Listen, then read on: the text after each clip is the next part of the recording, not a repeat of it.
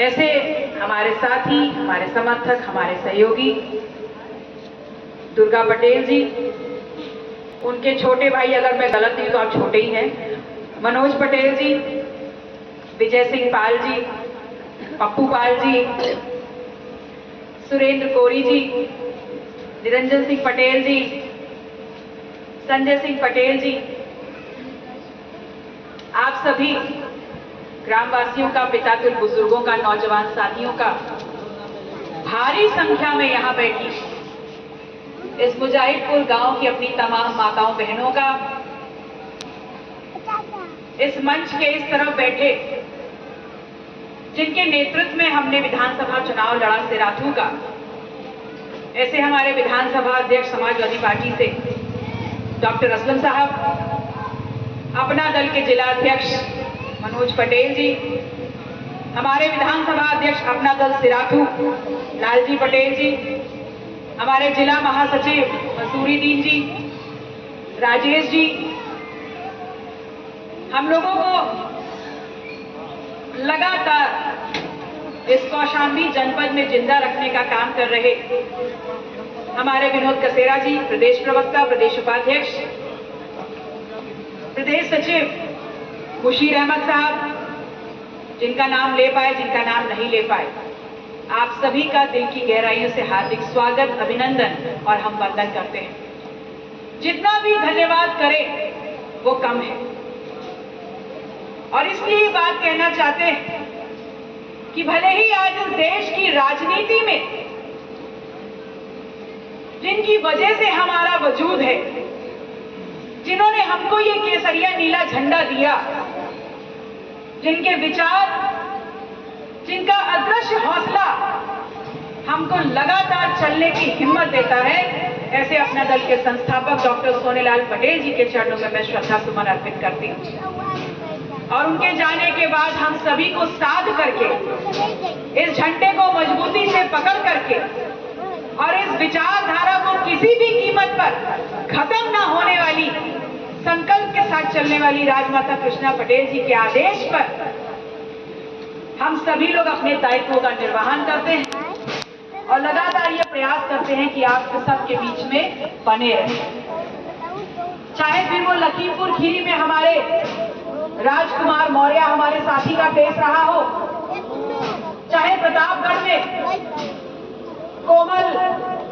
सरोज हमारी बिटिया रही, उसके साथ अन्याय रहा हो, चाहे लोंदा ग्राम सभा सिराथू में बाल समाज की बिटिया रही हो, उसके साथ रहा हो, चाहे बनारस में हेमंत पटेल का हत्याकांड रहा हो और चाहे फतेहपुर में केशलाल पटेल जी का हत्याकांड रहा, हम सभी ने ये भरसक प्रयास किया है कि इस दलित, पिछड़ा, शोषित, कमेरा समाज के बीच में जब जब विपदा आए, हम भले ही जनप्रतिनिधि सिराथू के हैं, लेकिन अगर हम समाज के प्रति अपनी जिम्मेदारी समझते हैं और समाज के लोग हमको हर जगह जहां खड़े हो जाएं, सम्मान देने का काम करते हैं, तो निश्चित तौर पर यह हमारा दायित्व बनता है कि जब जब हमारा कमेरा समाज हमको आवाज लगाए, हम वहां पर पहुंच करके उनके दुखों को थोड़ा कम करने का काम करें और उनकी आवाज जो अनसुनी जा रही है, उनकी आवाज, उनकी दुख, उनकी पीड़ा जिसको दबाने का लगातार काम किया जाता है, उसको सरकार के कानों तक पहुंचा करके उनको न्याय दिलाने का काम करें। ये प्रयास है हमारा और निश्चित तौर पर जिस प्रकार से आज हम आपके बीच में और आप सभी लोगों ने बड़े ही गर्मजोशी और सम्मान के साथ, बड़े ही आदर के साथ हमारा स्वागत किया, हमारा सम्मान किया, निश्चित तौर पर आप हमको परिवार का माने तभी ऐसा किया। और परिवार में इस समाज की ये प्रथा है कि परिवार में जब कुछ बड़ा काम होता है तो सबसे पहले न्योता अपने परिवार के लोगों को जाता है, चाहे शादी ब्याह हो, चाहे तेरही हो, चाहे बरौ हो, कुछ हो, सबसे पहले हम लोग नाते रिश्तेदार अपने परिवार के यहाँ जाते हैं और बुलावा देते हैं, निमंत्रण देते हैं। तो मैं भी आज आप सबको निमंत्रण देने आई हूँ, न्योता देने आई हूँ। न्योते का कार्ड भी हमारी माताओं बहनों के हाथ में पहुंच गया। मैं आप लोगों से कहने आई कि आने वाले इतवार को तारीख है 14 सितंबर, याद रखिएगा, आने वाले इतवार को तारीख है 14 सितंबर 2022 के चुनाव के बाद जिनकी छत्र छाया में, जिनके आंचल के तले हम चल रहे हैं, हमारी अध्यक्ष राजमाता कृष्णा पटेल जी पहली बार कौशाम्बी की धरती पर अपना कदम रख रही हैं और मां का सम्मान सबसे ऊपर। तो उस मां के सम्मान में आप सभी की उपस्थिति, आप सभी का जोश और आप सभी का उस मंच पर हमारे हक और अधिकारों के सवाल को जोड़ने के लिए मैं आप सभी लोगों को आमंत्रित करने आई। सवाल इस बात का है, वो मंच से उठेगा, आप सबके बीच में उठेगा और सीधे सरकार की आंख में आंख डाल के वो सवाल होगा कि अगर हमारे खेतों से निकलने वाली फसल का वाजिब दाम नहीं तो ये सरकार कुर्सी खाली करे। अगर हमारे बच्चों के लिए स्कूल में ताला लगेगा तो ये सरकार कुर्सी खाली करे। अगर हमारे खेतों की फसल छुट्टा जानवर चर जाएंगे तो ये सरकार कुर्सी खाली करे। अगर हमारे लिए अस्पतालों में दवाई और डॉक्टर नहीं है तो ये सरकार कुर्सी खाली करे। अगर हमारे पढ़े लिखे नौजवानों के लिए नौकरी नहीं है तो ये सरकार कुर्सी खाली करे। क्योंकि बात ये होती है कि जिसकी लड़ाई होती है लड़ने उसे ही जाना पड़ता है। आपने अगर मुझे सेनापति बना भी दिया तो एक सेनापति कब तक लड़ाई लड़ेगा अकेले? जब सेनापति बड़ी लड़ाई लड़ने जाएगा तो उसकी सेना तो उसके साथ होनी चाहिए ना। तो मैं अपनी सेना से कहने आई हूं, अपनी माताओं बहनों से, पितातुल बुजुर्गों से कहने आई हूं कि आप लोगों ने, भले आप सिराथू के वोटर नहीं थे लेकिन आपके नाते रिश्तेदार तो सिराथू में थे। आप सभी लोगों ने यहां से बैठ करके चायल भी जिताया और सिराथू में नाते रिश्तेदार को फोन करके सिराथू भी जीतने का काम किया है। तो मैं धन्यवाद आपका कैसे ना करूं, क्योंकि आज देश की राजनीति में मेरा जो भी कद है, मेरा जो भी सम्मान है, वो सब इसलिए है क्योंकि आपके ही नाते रिश्तेदारों ने,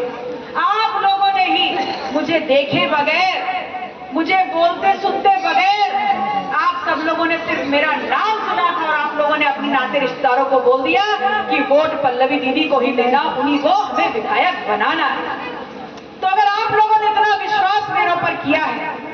तो अब दायित्व मेरा भी बनता है कि सड़क पे जगह मिले तो सड़क पे और सदन में जगह मिले तो सदन में लगातार अपने समाज की आवाज उठाते रहना है। और अगर अन्याय करोगे तो आपसे जवाब भी हम ले लेंगे, ये मुझे बहुत अच्छे से आता है। मैं आप लोगों से कहने आई हूं कि और बातें लंबी नहीं करूंगी, लेकिन बार बार आप लोग को सिर्फ इतवार और 14 सितंबर याद दिला रही हूं कि जैसे आप लोगों ने लंबी कतारों में खड़े होकर के हमको वोट देते हुए जिताया है, वैसे ही इतवार के दिन किसी बच्चों को स्कूल नहीं जाना, किसी नौकरी पेशा वाले को ऑफिस नहीं जाना, वैसे नौकरियां बची ही कहां है। तो मैं नहीं कहूंगी कि 2-2 पूड़ी अपने लिए बांध लेना और 2 पूड़ी हमारे लिए बांध लेना और सुबह 11 बजे से पहले आकर के अपनी अपनी कुर्सी थाम लेना। और कुर्सी थाम लेने की बात क्यों कह रहे हैं? कुर्सी थाम लेनी है आपको 14 सितंबर इतवार को कृषि मैदान सैनी में। कुर्सी क्यों थामनी है? क्योंकि पूरी लड़ाई तो कुर्सी की है। अगर आपने किसी का स्टूल सिराथू में ना हिलाया होता तो हमको कुर्सी मिली नहीं होती। अगर आपने किसी की कुर्सी चाय में हिलाई नहीं होती तो किसी दूसरे को कुर्सी मिली नहीं होती। और इस बार आप सभी लोग अगर इकट्ठा होकर के वहां कुर्सियों पे जम के बैठ जाएंगे